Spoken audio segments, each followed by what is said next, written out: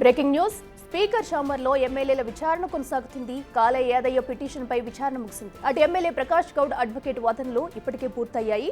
ఇక కాసేపట్లో Gudem Mahipal Reddy అడ్వకేట్లు cross examination ఉండనుంది.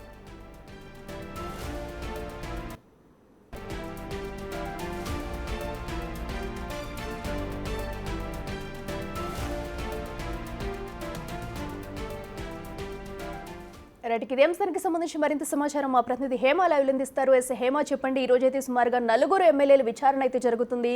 అటు స్పీకర్ ఛాంబర్లో మరి ఇప్పుడు తదుపరి ఎవరు ఉండబోతుంది? ఎప్పటి వరకు ఈ విచారణ కొనసాగే అవకాశం ఉంది?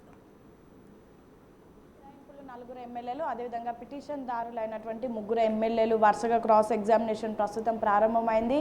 ఒకవైపు ఫిరాయింపుల ఎమ్మెల్యేలకు సంబంధించినటువంటి అడ్వకేట్లు ప్రస్తుతం ఎవరైతే బీఆర్ఎస్ ఎమ్మెల్యేలు ఉన్నారో పిటిషన్ దారులు వాళ్ళని విచారణ క్రాస్ ఎగ్జామినేషన్ చేస్తున్నారు. ఇదంతా కూడా స్పీకర్ కార్యాలయంలో స్పీకర్ ఛాంబర్లో ప్రత్యేకంగా ఒక టీంని ఏర్పాటు చేసి స్పీకర్తో పాటు కొంతమంది స్పీకర్ సిబ్బంది, అదేవిధంగా ఫిరాయింపుల ఎమ్మెల్యేలు, అట్ సేమ్ టైం ఎవరైతే బీఆర్ఎస్ పార్టీ ఎమ్మెల్యేలు వాళ్ళకి సంబంధించినటువంటి అడ్వకేట్లు మాత్రమే ఉన్నారు. ప్రస్తుతం విచారణ ఉదయం నుంచి కూడా కొనసాగుతుంది.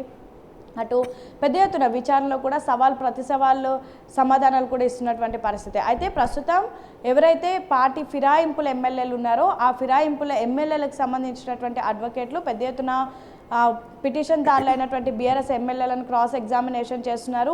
ఫిరాయింపుల ఎమ్మెల్యేలు ఎవరైతే ఉన్నారో వాళ్ళు ప్రధానంగా కాంగ్రెస్ పార్టీలో జాయిన్ అయినట్టుగా, కాంగ్రెస్ పార్టీలో చేరినట్టుగా మీ దగ్గర ఉన్నటువంటి ఆధారాలు ఏంటి అంటూ కూడా పెద్ద ఎత్తున ప్రశ్నిస్తూ ఉన్నారు. దానికి ఎవరైతే పిటిషన్ దారులైనటువంటి ఎమ్మెల్యేలు రిప్లై కూడా వాళ్ళ దగ్గర ఉన్నటువంటి ఆధారాలతో సహా ఇస్తున్నటువంటి పరిస్థితి. ప్రధానంగా ప్రస్తుతం ఎవరైతే 10 మంది ఫిరాయింపుల ఎమ్మెల్యేలు ఉన్నారో వాళ్ళు రీసెంట్ డేస్లో కాంగ్రెస్ పార్టీలో జరిగినటువంటి అనేక కార్యక్రమాల్లో కూడా వాళ్ళు పార్టిసిపేట్ చేశారు. కాంగ్రెస్ పార్టీ జరిపినటువంటి పిఏసీ మీటింగ్లో కానివ్వండి, ఎగ్జిక్యూటివ్ ఎక్స్టెండెడ్ మీటింగ్ కానివ్వండి, ప్రస్తుతం మనం ఉన్నటువంటి ఇదే గాంధీ భవన్లో జరిగినటువంటి రివ్యూ మీటింగ్స్లో కూడా పార్టిసిపేట్ చేశారు. ఏకంగా దానం నాగేందర్ లాంటి వాళ్ళు కాంగ్రెస్ పార్టీ ప్రతిష్టాత్మకంగా చేస్తున్నామని చెప్తున్నటువంటి ప్రజాప్రతినిధుల ప్రోగ్రాంలో కూడా ఒకరోజు ఆయన వచ్చి పార్టిసిపేట్ చేసినటువంటి పరిస్థితి. ఇలా అనేక ఎవిడెన్స్తో ప్రస్తుతం బీఆర్ఎస్ ఎమ్మెల్యేలు అయితే సిద్ధంగా ఉన్నారు. ఇక ఈరోజు ఉదయం నుంచి కూడా పెద్ద ఎత్తున విచారణ కొనసాగుతూ ఉంది.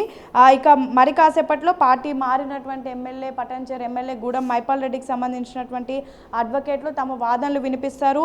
సో దానికి సమాధానం ఇటు పల్లా రాజేశ్వర్ రెడ్డి కూడా చెప్పాల్సి ఉంటుంది. ప్రస్తుతం పల్లా రాజేశ్వర్ రెడ్డి ఆల్రెడీ అసెంబ్లీకి చేరుకున్నటువంటి పరిస్థితి. 3 గంటల నుంచి 4 గంటల వరకు కూడా కృష్ణమోహన్, అదేవిధంగా పల్లా రాజేశ్వర్ రెడ్డికి సంబంధించినటువంటి క్రాస్ ఎగ్జామినేషన్ కూడా ప్రారంభం కాబోతుంది. అయితే ఈరోజు కేవలం అటు ఎమ్మెల్యేలు వాళ్ళకి సంబంధించినటువంటి అడ్వకేట్లు ఈరోజు ఎవరైతే అపోజిట్ టీం ఉన్నారో పార్టీ ఫిరాయింపుల ఎమ్మెల్యేలు బీఆర్ఎస్ ఎమ్మెల్యేలను ఇన్వెస్టిగేట్ చేస్తారు. అనంతరం 1వ తారీఖు ఎవరైతే బీఆర్ఎస్ ఎమ్మెల్యేలు ఉన్నారో వాళ్ళ అడ్వకేట్లు ఫిరాయింపుల ఎమ్మెల్యేలను విచారణ చేశారు. మొత్తానికైతే క్రాస్ ఎగ్జామినేషన్ అనేది ప్రస్తుతం చాలా కీలకంగా మారింది. ఒకవైపు బీఆర్ఎస్ నేతలు ఖచ్చితంగా 10 మంది ఎవరైతే ఎమ్మెల్యేలు ఉన్నారో ఆయా నియోజకవర్గంలో ఉప ఎన్నికలు వస్తాయంటూ కూడా చాలా కాన్ఫిడెంట్గా ఉన్నారు. కానీ కాంగ్రెస్ నేతలు మాత్రం ఉప ఎన్నికలు వచ్చేటటువంటి అవకాశమే లేదు, వీళ్ళంతా కూడా ఇంకా పార్టీ మారలేదు అంటూ కూడా చెప్తున్నారు. ఫిరాయింపుల ఎమ్మెల్యేలు మాత్రం తమ పార్టీ మారలేదని, ఇంకా బీఆర్ఎస్ పార్టీలోనే ఉన్నామని, సేమ్ టైం ముఖ్యమంత్రి రేవంత్ రెడ్డిని కలిసింది కూడా అభివృద్ధి కార్యక్రమం కోసమని, తమ కప్పుకున్నది కాంగ్రెస్ కండువా కాదని, నేషనల్ ఫ్లాగ్కి సంబంధించినటువంటి కండువాని వాళ్ళ వర్షన్ వాళ్ళు చెప్తున్నారు.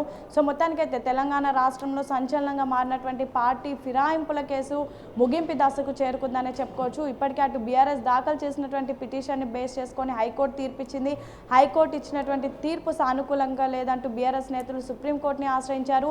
సుప్రీంకోర్టు కూడా అటు స్పీకర్కే మొత్తం పర్మిషన్ ఇస్తూ వీలైనంత త్వరగా దీనిపైన నివేదిక ఇవ్వాలి అంటూ కూడా కోరారు. ఒక గడువునిచ్చారు. ఆ గడువు ముగింపు దశకి చేరుతుండడంతో ఈలోపే క్రాస్ ఎగ్జామినేషన్ చేయాలి అంటూ కూడా స్పీకర్ ఛాంబర్ భావించింది. ఇందులో భాగంగానే ఇప్పుడు క్రాస్ ఎగ్జామినేషన్ చేస్తున్నారు. ఇక ఫైనల్గా మొత్తం 10 మంది ఎమ్మెల్యేలు ఉంటే ప్రస్తుతం ఈరోజు మాత్రం 4 ఎమ్మెల్యేల విచారణ మాత్రమే కొనసాగుతుంది. మరొక 4ని మరొక రోజు పిలిచి అనంతరం 2 ఎమ్మెల్యేలు కీలకంగా ఉన్నటువంటి దానం నాగేందర్, సేమ్ టైం కడియం శ్రీహరి, వీళ్ళిద్దరు విచారణ, వీళ్ళిద్దరు క్రాస్ ఎగ్జామినేషన్ అనేది చాలా కీలకంగా మారబోతుంది. ఇదంతా అయిపోయిన తర్వాత మొత్తం ఈ ఫిరాయింపుల కేసుకి సంబంధించి ఒక నివేదికను తయారు చేసి సుప్రీంకోర్టుకి ఇస్తారు. సుప్రీంకోర్టు తదుపరి ఎలాంటి నిర్ణయం తీసుకుంటుంది అనేది మాత్రం చాలా ఆసక్తి నెలకొందని చెప్పుకోవచ్చు.